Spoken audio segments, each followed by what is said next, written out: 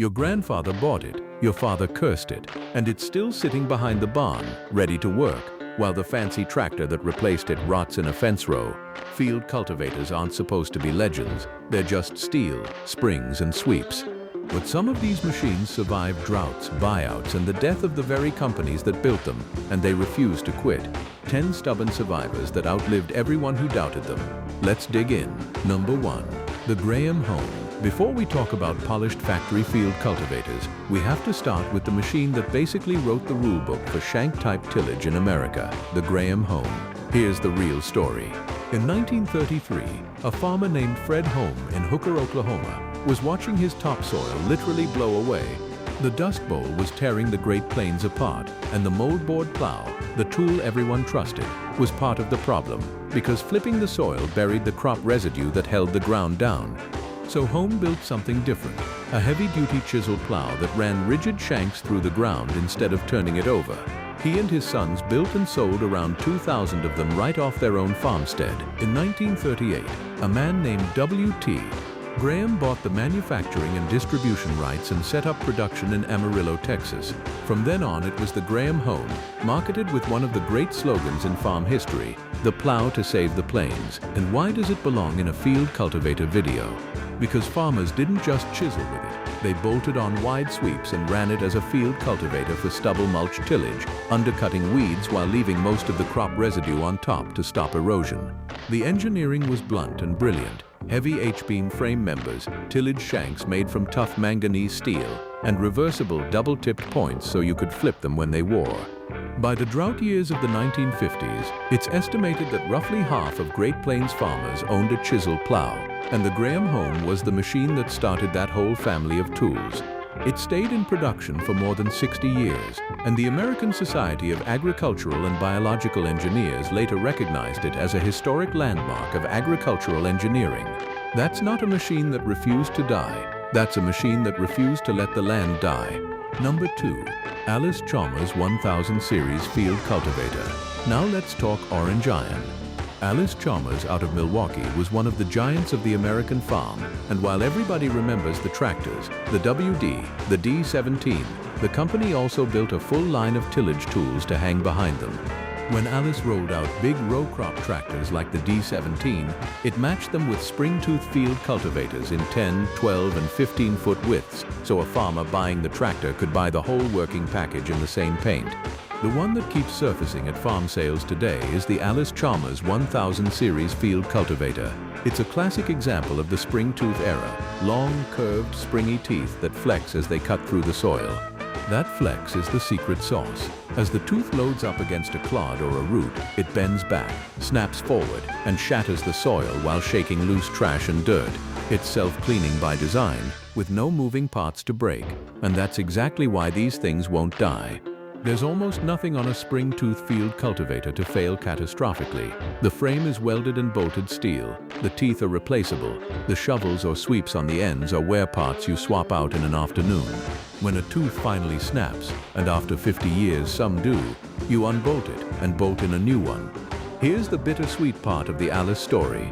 The company exited the farm equipment business in 1985, when the Ag division was sold and folded into what became Dietz-Allis. So the orange paint stopped rolling off the line decades ago. But drive through farm country and you'll still find Allis field cultivators out working small acreages, food plots, and horse arenas. Machines that outlived the company that built them. That's a special kind of stubborn. Number 3. John Deere 1010 Field Cultivator. You can't make a list like this without green, and the John Deere 1010 Field Cultivator is one of the most recognizable vintage tillage tools in North America.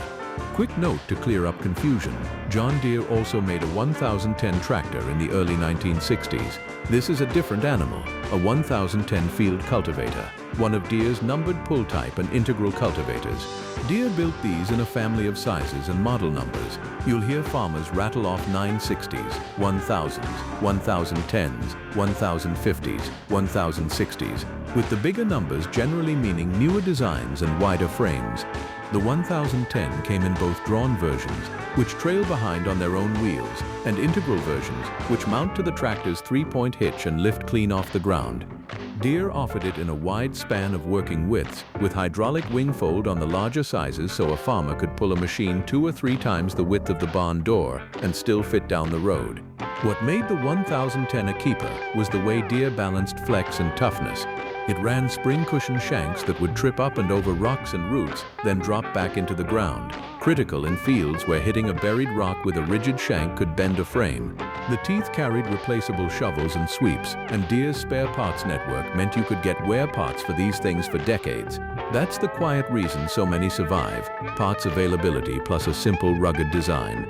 Walk any farm consignment auction in the Midwest and you'll still see 1010s cross the block, repainted, retoothed, and ready for another season working a garden, a food plot, or a small grain operation. A machine designed in the era of the rotary phone is still turning a paycheck. That's the definition of refusing to die. Number 4. International Harvester 45 Vibra-Shank. Time for red, and one of my favorites on this list, because the name alone tells you the engineering.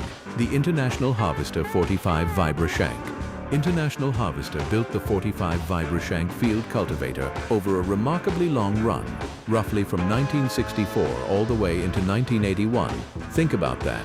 A single model with the same basic identity soldiering on through 17+ model years, while tractors around it got completely reinvented. That longevity is a huge part of why so many are still in service. So what's a Vibra-Shank? IH's whole idea was to lean into the vibration. Each spring steel shank is tuned so that as it drags through the soil, it doesn't just cut, it oscillates. That buzzing, vibrating action fractures the soil more thoroughly than a dead rigid tine, works trash back to keep the machine from plugging, and leaves a mellow seedbed behind. It's the spring tooth concept refined into a specific marketed feature. IH kept improving it across the run. For example, updating the shank bushing design in 1970, while keeping the core machine backward friendly. It was offered in mounted versions that used IH's fast hitch, and in configurations you could duplex or gang together to build wider working widths from standard sections. Why won't it die? Same story, red edition. It's a bolt-together steel machine with replaceable spring shanks and replaceable sweeps, and IH sold an ocean of them. When parts wear, they come off with hand tools. When a shank fatigues after decades of flexing, you replace that one shank, not the machine. The Vibra-Shank became such an institution that the name itself survived corporate upheaval, which is the perfect setup for a machine we'll get to later in this list. But the 45 is where the legend starts, and it's still one of the most sought-after vintage field cultivators for farmers who want simple, tough, and fixable. Number 5. John Deere 960 Field Cultivator. Let's go back to green for the John Deere 960, the smaller, often older sibling in Deere's numbered field cultivator family, and a machine that punches way above its weight in survivability. Where the 1010 tended toward the bigger, wider setups, the 960 shows up constantly in the more modest sizes, the kind of field cultivator a diversified family farm would run behind a mid-sized tractor to work a seedbed after plowing or disking. And because so many were built in these practical, manageable widths, they've become the go-to vintage field cultivator for exactly the buyers keeping this whole category alive today: hobby farmers, cattlemen working small grain ground, food plotters, and folks smoothing out horse arenas. The 960 carries Deere's spring shank design, with the same replaceable shovels and sweeps as its bigger brothers. Some run with a drag harrow or a coil tine attachment on the back to level and firm the seedbed in one pass, a genuinely modern-feeling idea on a machine this old. Farmers prize them for pulling easy, running shallow and level, and asking almost nothing in return. Here's what I love about the 960 specifically as a refuse-to-die story. It's not a rare collector's showpiece. It's a working-class machine, common, unglamorous, and absolutely everywhere. That ubiquity is a survival strategy in itself. Common machines have common parts, common knowledge, and common tinkerers who know how to fix them. A one-off oddball rusts into the tree line when it breaks. A John Deere 960 gets a new set of shovels and goes back to the field. Decades after the last one was built, the 960 is still one of the most traded small vintage field cultivators in America. It survived not by being special, but by being dependable. And honestly, on a farm, dependable beats special every single time. Number 6. International Harvester 4600 Vibra-Shank. Remember how I said the Vibra-Shank name would outlive the machine that started it? Here's proof. the International Harvester 4600 Vibra-Shank. The 4600 was built from roughly 1983 into 1988, and that date range is doing something dramatic behind the scenes. Because in 1985, in the middle of a brutal farm economy crisis, International Harvester's agricultural equipment division was sold to Tenneco and merged with J.I. Case to create Case IH. IH as an independent farm equipment maker essentially ended. And yet the Vibra-Shank kept right on being built and sold, now under the new Case IH umbrella. The machine outlived the company. That is literally refusing to die. The 4600 was a bigger, more modern take on the Vibra-Shank idea. It featured wing-type folding frames, so operators could run wide working widths. You'll find them in sizes ranging into the high 20s and low 30s of feet. Then fold the wings up for transport down the road. It offered depth control options through a rock shaft and axle setup, so a farmer could dial in a consistent working depth across the full width of the machine and hold it field after field. But under all that, it's still a Vibra-Shank at heart. Vibrating spring steel shanks carrying replaceable sweeps, working trash and shattering soil into a clean seedbed. Simple where it counts, so it lasts where it counts. The 4600 is a great bookend to this era of the list. It's a machine born right at the moment the old American farm equipment brands were collapsing and reshuffling, and instead of dying with its parent company, it just changed the decal and kept working. Today they're still out there, still folding up at the end of the field, still earning their keep. When the corporation that made you goes under and you keep running, you've earned a spot on this list. Number 7. Wil-Rich Field Cultivators. Not every legend on this list came from a giant. This one started with a blacksmith and a truck hoist. The Wil-Rich story begins in North Dakota. A blacksmith named Ed Schluter, from the tiny town of Lair, designed and built a truck hoist tough enough for modern farming back in the 1960s. A group of businessmen from Wahpeton bought that little upstart operation and gave it a name pulled straight from the local map, Wil-Rich, from Wilkin and Richland counties, where they were based. From a two-man shop, Wil-Rich grew into one of the serious names in American tillage. And here's where Wil-Rich earned its reputation, heavy duty. While a lot of field cultivators were built for gentle, low-residue seedbed work, Wil-Rich went after the toughest ground, big acreage, high-residue farms where corn stalks and trash would plug up a lighter machine. Their cultivators used edge-formed C-shanks with single or double spring cushions for serious trip force, single-point depth control so you could set the working depth for the whole machine from one spot, and a split-the-middle shank pattern where each row of shanks worked the untilled strip left by the row ahead, for even tillage clear across a very wide frame. That build-it-like-a-tank philosophy is exactly why old Wil-Rich cultivators refused to die. They were overbuilt on purpose for customers who'd punish them. The company itself proved just as hard to kill. It was sold off in 1981 to out-of-state owners and bounced around for years, until in 2001 a group of North Dakota businessmen bought it back and hauled it back to its roots.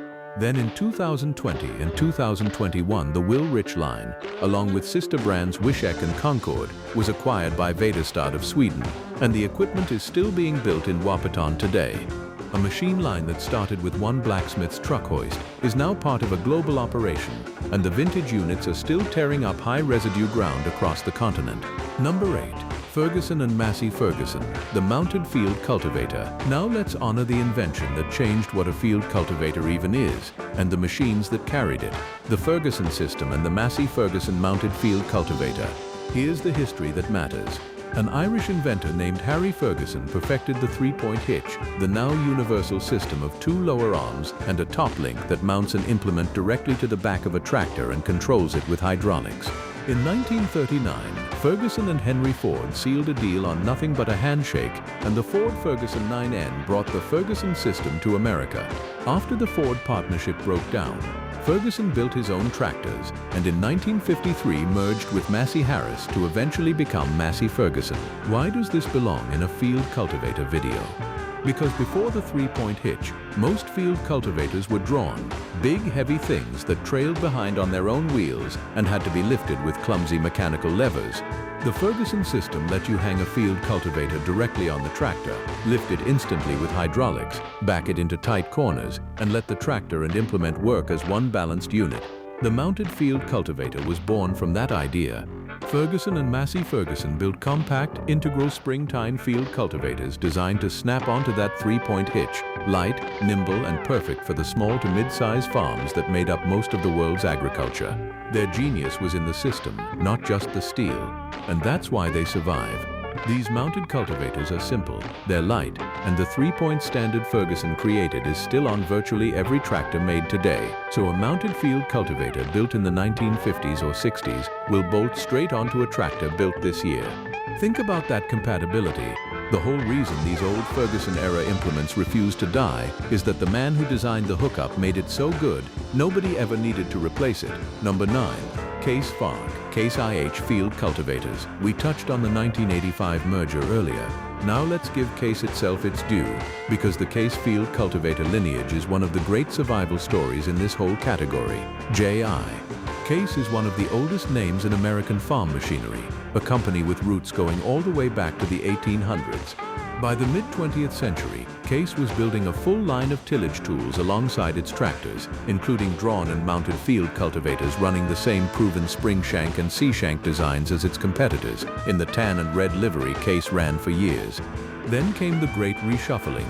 In 1985, Tenneco's J.I. Case bought International Harvester's agricultural business, and the two lineups, Case and IH, were folded together into Case IH. And here's the beautiful part.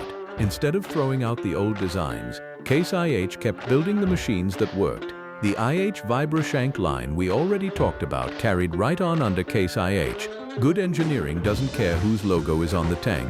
That's the secret to the Case field cultivator's staying power. These machines were designed during an era when a tillage tool had to survive being owned by a farmer who couldn't afford to replace it. So they were built rugged, simple, and endlessly rebuildable. Bolt-on sweeps, replaceable shanks, welded steel frames. When the corporate chess game shuffled the brands around them, the machines just kept working in the field, indifferent to whose name was on the paperwork. Today, vintage Case and early Case IH field cultivators are still among the most common you'll find at farm auctions across the grain belt. They've survived company mergers, buyouts, and a couple of farm economy collapses that wiped out weaker brands entirely. A machine that outlives two corporate identities and keeps running is exactly the kind of stubborn iron this list was made for. Number 10. Kewanee Field Cultivators. For our last one, let's celebrate the kind of company that farm history books tend to skip. A regional builder whose machines quietly outlasted the fame of the big names. This is the Kewanee Field Cultivator. Kewanee machinery came out of Kewanee, Illinois, right in the heart of the Corn Belt, and for decades it was a respected name in tillage and material handling equipment, the kind of company that built solid, no-nonsense implements for the farmers right around it and far beyond. Their field cultivators and drag-type spring-tooth harrows were exactly what a working farm needed, honest steel that did the job without drama. Kewanee's cultivators leaned on the same battle-tested principles that make everything on this list a survivor. Spring tooth and spring shank designs that flex and self-clean, frames built from heavy welded and bolted steel, wear points, the shovels, sweeps, and teeth designed as replaceable consumables so the machine itself could be rebuilt indefinitely. Nothing exotic, nothing fragile. Just a tool built to be repaired rather than replaced. And that philosophy is precisely why a smaller regional brand like Kewanee still shows up at farm sales today, long after the marketing muscle of the giants moved on to newer products. When a machine is simple enough that any farmer with a welder and a wrench can keep it alive, it doesn't matter how big the company behind it was, the steel outlives the sales brochure. That's really the whole lesson of this list, embodied in one underdog. The field cultivators that refused to die weren't necessarily the fanciest or the most powerful. They were the ones built simple, built strong, and built to be fixed, so that when the factory closed, the parts ran out at the dealership and the salesman retired, the machine just kept dragging through the spring dirt like it had something to prove. And if you love this kind of vintage iron, hit subscribe so you don't miss what we dig up next. Thanks for watching, and keep that old steel running.